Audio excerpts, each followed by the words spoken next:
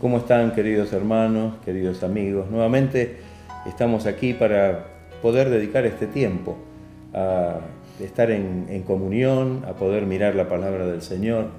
Y nuestro deseo es que el Señor, a través de este medio, pueda estar bendiciendo grandemente sus vidas. Qué bendición poder estar en este momento junto con ustedes, un momento tan especial que el Señor nos permite para poder compartir y hablar de la palabra de Dios. La palabra del Señor que siempre habla a nuestros corazones y cada vez que la escuchamos aprendemos hermosas cosas nuevas que nos ayudan a crecer en el camino y a poder madurar y ser creyentes fieles y verdaderos. Agradecemos a Dios por este momento tan especial.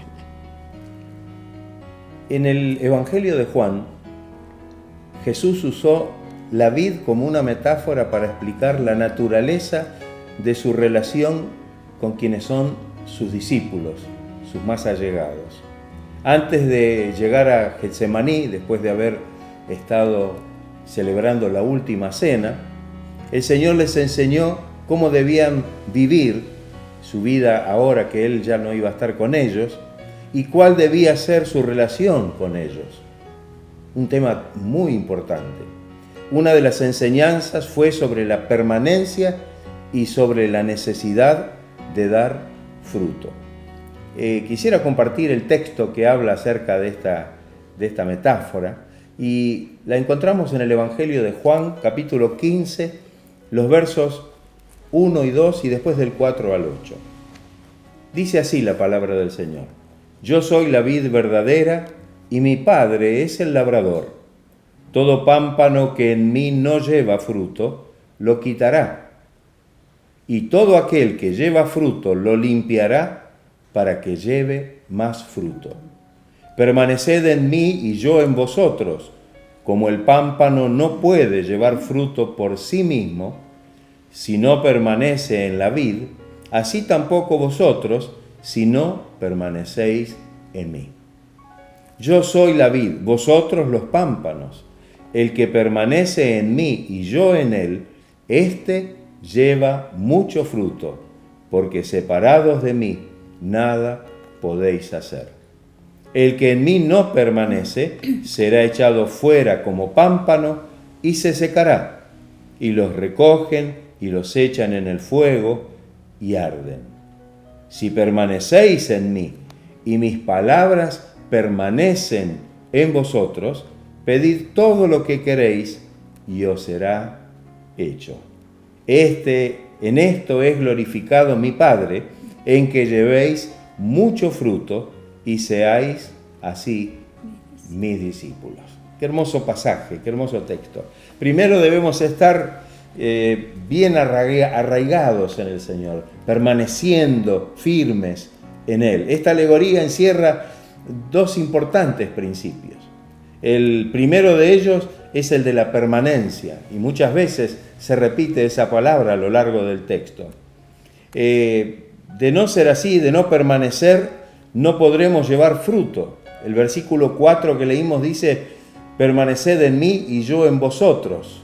Como el pámpano no puede llevar fruto por sí mismo si no permanece en la vid. Así tampoco vosotros, si no permanecéis en mí.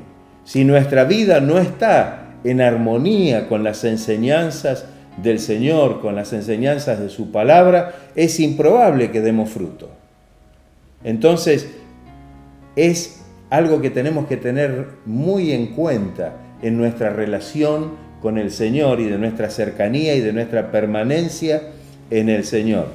La segunda cosa que debemos tener en cuenta, aun cuando llevemos una vida recta, todavía nos hace falta que el labrador de la parábola, que es Dios, que nos conoce bien y que va y ve más allá de lo que somos, más allá de lo que nosotros inclusive podemos ver, pueda limpiarnos, pueda podarnos y purificar nuestra vida. Si bien la poda puede resultar difícil de sobrellevar, solo a través de ese proceso podremos rendir verdaderamente más fruto para la gloria y la honra del Señor. ¿Qué significa permanecer en Él? ¿De qué hablamos cuando vemos en la palabra que debemos permanecer? Cuando Jesús dice que llevaremos frutos si permanecemos en Él, está hablando acerca del fruto del Espíritu que se manifiesta en la vida de aquellos que realmente viven en el Espíritu del Señor. Esto significa vivir en comunión íntima con el Señor, en fidelidad y, por supuesto, en obediencia a su palabra. En el versículo 7 dice: si permanecéis en mí, mis palabras permanecen en vosotros. Por supuesto, permanecer en Jesús tiene que ver con sus palabras, con que sus palabras permanezcan en nuestra vida, en nuestra mente, en nuestro corazón. Y cuando esto verdaderamente sucede, entonces el fruto del Espíritu, esas maravillosas virtudes, serán manifiestas en nuestra vida y a través de nuestra vida. Qué importante entonces que podamos conocer esta verdad y ponerla por obra. ¿Qué significa llevar fruto? Está claro que Él nos ha puesto para que llevemos, dice el texto, y llevemos fruto. Y ese fruto dice, permanezca. El fruto del Espíritu es el fruto que el Señor quiere que nosotros mostremos y que se evidencie a través de una vida totalmente transformada y renovada por la gracia de Dios. Y qué importante, el texto de Juan, cuando miramos el capítulo 1, 15, 1 y 2, dice: yo soy la vid verdadera y mi Padre es el labrador. Todo pámpano que en mí no lleva fruto, lo limpiará. Ese limpiará quiere decir lo podará, para que lleve más fruto. Llevar el fruto del Espíritu no es una opción en la vida del cristiano, en la vida del creyente. Llevar fruto es el resultado de la obediencia a la palabra del Señor y de la unción del Espíritu Santo en nuestras vidas. La indiferencia y la desobediencia deliberada a la palabra de Dios evidencian que no somos verdaderos cristianos, verdaderos discípulos de Cristo. E imposible es que podamos de esa manera dar fruto para el Señor. Por esto Juan mismo dice que el pámpano que no da fruto es quitado por el Padre. Una palabra que parece dura, pero es real. Dice que esto no debería desanimarnos o tal vez presentarnos temor en nuestra vida, sino que pueda alertarnos, que pueda despertarnos para tomar una urgente decisión en nuestra vida. Pero, ¿cómo puedo llevar fruto? ¿De qué manera? El fruto del Espíritu solo puede manifestarse en nosotros por el poder del Espíritu Santo. Ningún esfuerzo personal producirá frutos espirituales.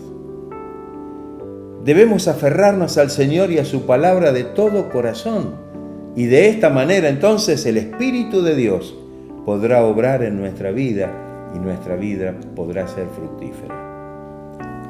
¿Qué significa ser podado? ¿Qué significa cuando la palabra aquí en esta parábola, en esta analogía dice que seremos limpiados? Los pámpanos que dan fruto son podados para que puedan dar aún más fruto, dice la parábola. Y si pudiéramos preguntar, ¿cómo se sienten cuando son podados? Seguramente responderían, es un proceso doloroso. Leyendo algo acerca de la poda de la vid, encontré que la poda es una de las herramientas más eficientes con que cuentan los viticultores para garantizar la calidad y la cantidad de la cosecha de uvas. A pesar de tratarse de un proceso clave para asegurar la calidad de la cosecha, la poda de la viña representa en primera instancia una agresión sobre la planta, debido a que el corte de sus ramificaciones provoca heridas que deben ser cicatrizadas para evitar la aparición luego de enfermedades y problemas. Ahora, nosotros que andamos en el Espíritu y vivimos una vida de todo corazón para Dios, necesitamos esta poda, necesitamos que Dios pode nuestra vida y nos limpie para que podamos realmente dar maravillosos frutos para su gloria. El labrador, que es Dios, viene a podar y a cortar esas partes de nuestra vida que no nos permiten ser más productivos espiritualmente. Entonces, tenemos que decir que esto no nos gusta, nos produce una molestia, no nos agrada, nos duele cuando el Señor tiene que podar ciertas áreas de nuestra vida que no nos son de bendición. Pero es necesario para que nuestra vida pueda ser una vida realmente fructífera. En Hebreos capítulo 12, verso 11, dice algo que creo que es como para que quedemos con este pensamiento. Dice, en verdad que ninguna disciplina al presente parece ser causa de gozo. Cuando somos disciplinados, cuando se nos poda, cuando Dios tiene que hacer algo en nuestra vida para quitar aquellas cosas que no nos son de provecho, no nos causa gozo, sino tristeza, dice el texto. Pero después, una vez que esto se ha realizado, da fruto apacible de justicia a los que en ella han sido ejercitados. Que el Señor nos ayude para que podamos reconocer esta bendición de ser un pámpano en esa maravillosa vid. Jesús es la vid verdadera, el Padre es el labrador, nosotros somos los pámpanos y como pámpanos debemos dar fruto para que la gracia de Dios se manifieste en nuestra vida y pueda hacerlo también a través de nuestra vida. Que el Señor nos ayude y que esté limpiando y que esté podando nuestra vida y que podamos realmente saber que de esa manera vamos a ser bendecidos. Hay algo que tiene que ver con el hecho de que esto también va a dar un fruto apacible de justicia a los que se ejercitan en esta limpieza y en esta poda que el Señor quiere hacer en nuestras vidas. Que el Señor nos ayude y que podamos realmente aplicar esta palabra a nuestras vidas. Qué hermoso pasaje y qué edificante para la vida del cristiano. Nos habla de permanencia, nos habla de limpieza y también de obediencia. Que el Señor nos ayude, que nos guíe y que podamos atesorar esta palabra en el corazón que deja una enseñanza tan valiosa para nuestra vida cristiana. Amén. Que el Señor los bendiga ricamente. Un gozo poder estar compartiendo estos momentos tan importantes y que la gracia del Señor pueda estar sobre cada una de sus vidas. Que Dios los bendiga, los amamos en el amor del Señor.